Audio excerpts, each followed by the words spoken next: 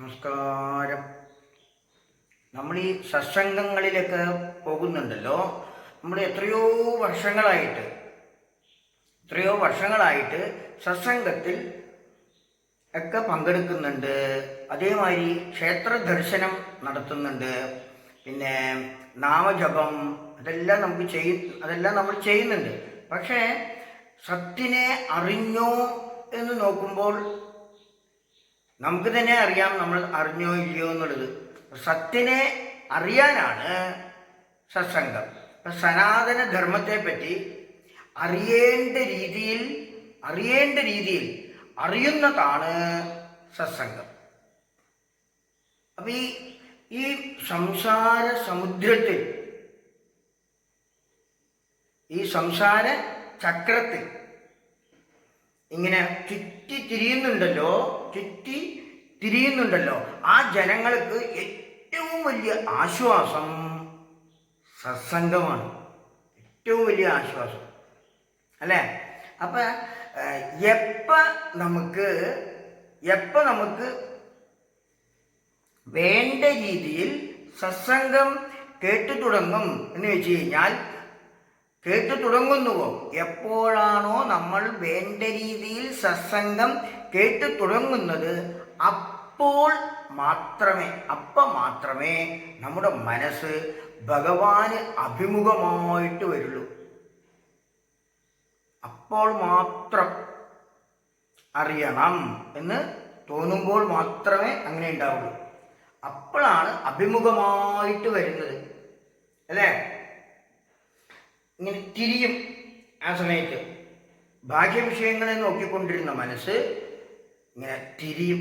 അപ്പോഴാണ് മനസ്സ് തിരിഞ്ഞ് ഈ വിഷയത്തിനെ എനിക്ക് അറിയണം, എന്താണ് സത്സംഗം എന്നുള്ളതിനെ അറിയണം എന്നുള്ളൊരു തോന്നൽ ഉണ്ടാവും അല്ലേ? അപ്പം സത്സംഗം കൊണ്ട് നമുക്ക് പുതിയതായിട്ട് എന്തെങ്കിലും ലഭിക്കുന്നുണ്ടോ, കിട്ടുന്നുണ്ടോ എന്ന് ചോദിച്ചാൽ ഇല്ല. ഉള്ളതിനെ അവനവൻ്റെ സ്വരൂപത്തിനെ ഉള്ളതിനെ ശ്രദ്ധിപ്പിക്കലാണ് സത്സംഗം. ഉള്ളതിനെ ശ്രദ്ധിപ്പിക്കൽ. അതേമാതിരി അത് എന്താണെന്ന് വെച്ചാൽ നമുക്ക് കിട്ടിയിട്ടുള്ളതിനെ നമ്മിൽ തന്നെ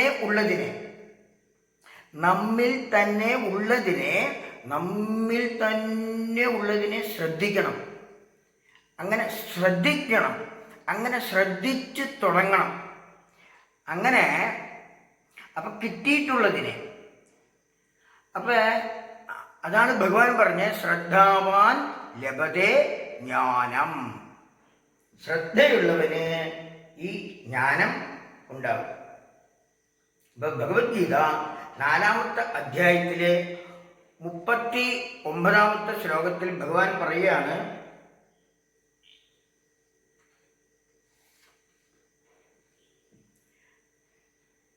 ശ്രദ്ധാവാൻ ലഭതേ ജ്ഞാനം തതഃ പരം സംയതേന്ദ്രിയഃ ജ്ഞാനം ലബ്ധ്വാ പരാം ശാന്തിം അചിരേണാധിഗച്ഛതി.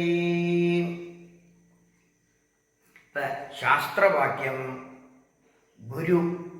ഗുരുവിൻ്റെ വാക്യം, ശാസ്ത്രവാക്യം, ഇതിലൊക്കെ അതീവ ശ്രദ്ധ, കൂടുതൽ മുൻഗണന അതിനെ കൊടുക്കണം. അതേമാതിരി ഇന്ദ്രിയങ്ങളെ സംയമനം ചെയ്യണം. പിന്നെ ജ്ഞാനത്തിന് ഏറ്റവും താല്പര്യമുള്ളവരായിരിക്കണം. അങ്ങനെയുള്ള ആ ഉത്തമ സാധകന് ഈ ജ്ഞാനം ലഭിക്കും.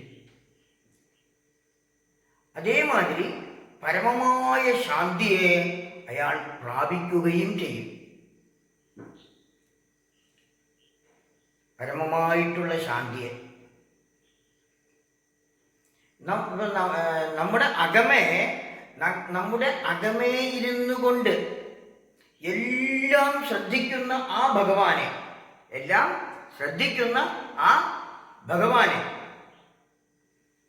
നമ്മൾ ശ്രദ്ധിക്കണം. എല്ലാം ശ്രദ്ധിക്കുക.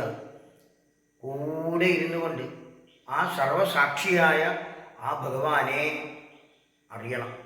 അങ്ങനെ നമ്മൾ അതിനെ ശ്രദ്ധിക്കണം. നമ്മുടെ ശ്രദ്ധ അതിലേക്ക് വരണം, ശ്രദ്ധിക്കണം. അപ്പം നമ്മുടെ ശ്രദ്ധ ശരീരത്തിലും മനോ വിചാരങ്ങളിലും ഇന്ദ്രിയങ്ങളിലൂടെ പുറമേ കാണുന്ന പ്രപഞ്ചത്തിലുമാണ്, അല്ലേ? പ്രപഞ്ചത്തിലുമാണ്. അപ്പൊ ഇതിനെയെല്ലാം കണ്ടുകൊണ്ടിരിക്കുന്ന ആ സർവസാക്ഷിയായ ഞാൻ എന്ന ആ ഉണർവിൽ, ഞാൻ എന്നുള്ള ആ ഉണർവിൽ ആ ജ്ഞാനാനുഭവത്തിൽ നമ്മുടെ ശ്രദ്ധ വരണം. ആ ജ്ഞാനാനുഭവത്തിൽ ശ്രദ്ധ പതിയണേയില്ല. നമ്മൾ വേറെ എന്തിനേക്കോ ശ്രദ്ധിക്കുന്നു, പക്ഷെ ശ്രദ്ധിക്കേണ്ടതിനെ ശ്രദ്ധിക്കുന്നില്ല, ശ്രദ്ധിക്കുന്നവനെ ശ്രദ്ധിക്കുന്നില്ല. എല്ലാം നമ്മുടെ ഉള്ളിലിരുന്ന് ചെയ്യിക്കുന്നവനെ, എല്ലാം ചെയ്യുന്നവനെ നമ്മൾ ശ്രദ്ധിക്കണേയില്ല.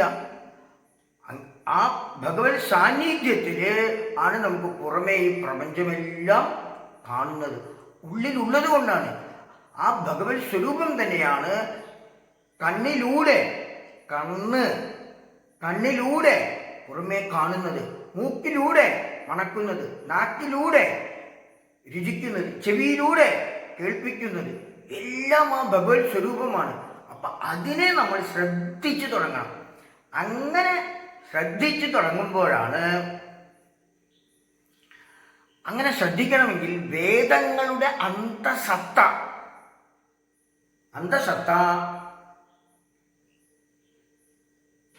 അറിഞ്ഞവർ, വേദങ്ങളുടെ അന്തസത്ത അറിഞ്ഞവർ, ബ്രഹ്മനിഷ്ഠന്മാര്,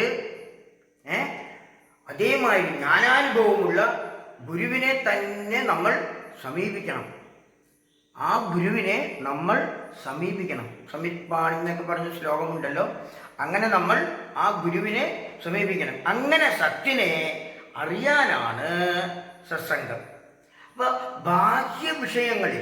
ബാഹ്യവിഷയങ്ങളിലുള്ള ആ സുഖമൊക്കെ അനുഭവിക്കുന്നുണ്ടല്ലോ. അപ്പൊ വിഷയങ്ങളിലുള്ള ആ സുഖങ്ങളിൽ മതിമറന്ന്